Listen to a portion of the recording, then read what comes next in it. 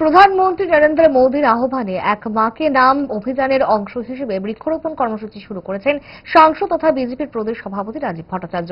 শনিবার তিনি শহরতলির খয়েরপুর আমতলী বাইপাস সড়কে বৃক্ষরোপণ কর্মসূচির সূচনা করেন। সঙ্গে উপস্থিত ছিলেন খয়েরপুরের বিধায়ক রতন চক্রবর্তী সহ মণ্ডলের কর্মকর্তাগণ। সাংসদ ভট্টাচার্য বলেন, হাইওয়ে নির্মাণের ক্ষেত্রে বহু পুরনো গাছ কাটা পড়েছে। স্বাভাবিকভাবে উন্নয়নের ছোঁয়ার জন্য আমরা গাছ কাটছি।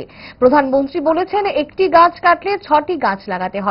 এই ক্ষেত্রে আইনেরও বিধান রয়েছে। সেই লক্ষ্যমাত্রাকে সামনে রেখে সমস্ত বিধায়ক এবং কার্যকর্তাদের কাছে অনুরোধ, এই হাইওয়ের পাশে গাছ লাগান। শুধু গাছ লাগালেই হবে না, তার পরিচর্যা করতে হবে, সেটিকে বড় করার জন্য।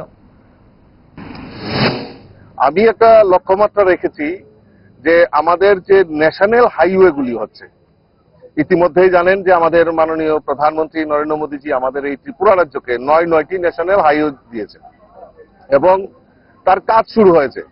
এই ন্যাশনাল হাইওয়ে নির্মাণের ক্ষেত্রে আমরা দেখেছি যে অনেক পুরনো গাছ সেইগুলিকে কাটতে হয়েছে। তো স্বাভাবিকভাবেই উন্নয়নের ছোঁয়ার জন্য আমরা এই বনকে, আমরা গাছকে কাটছি। তার পাশাপাশি যে আমাদের প্রধানমন্ত্রীও বলছেন যে একটা গাছ কাটলে 6টা গাছ আমাদের লাগাতে হবে, সেটা একটা আইনেরও বিধান রয়েছে। তো সেই লক্ষ্যমাত্রাকে সামনে রেখে আমি সমস্ত কার্যকর্তা, সমস্ত বিধায়ক তাদের কাছে অনুরোধ করেছি, এই যে ন্যাশনাল হাইওয়ে হচ্ছে, এই ন্যাশনাল হাইওয়ের পাশে আমাদের বৃক্ষরোপণ করা উচিত এবং বৃক্ষরোপণ নয় শুধু, সেগুলিকে পরিচর্যা করা উচিত। গতকালকেও আমি খোয়াই ধলাবিল এলাকায় যেখানে বাইপাস নির্মাণ হয়েছে, সেখানেও আমাদের খোয়াই মণ্ডল এবং খোয়াই জেলা কমিটির তরফ থেকে সেখানে বৃক্ষরোপণ কর্মসূচি বাস্তবায়ন করেছি। এবং আজকে আমরা খয়ারপুর থেকে আমরা আপ টু আমতলী পর্যন্ত যে বাইপাস রয়েছে, সেটাতেও গাছ লাগানোর একটা নির্ণয় আমি ব্যক্তিগতভাবে উদ্যোগ নিয়েছিলাম।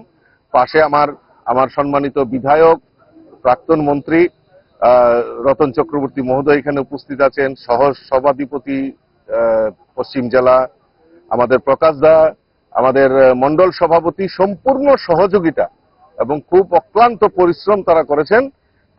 তারাও এই কর্মসূচিতে অংশীদারিত্ব এবং তারাও পণ করেছেন যে না, আমরাও এই যে বৃক্ষরোপণ করা হবে তাতে আমরা সক্রিয় ভূমিকা নেওয়া হবে।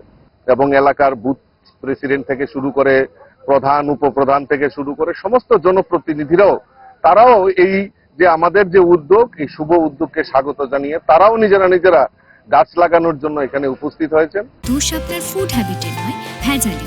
সেই মায়ের আমল থেকে 5 দশক ধরে গ্যাস, অম্বল ও পেটের সমস্যা একমাত্র সমাধান গ্যাস নল।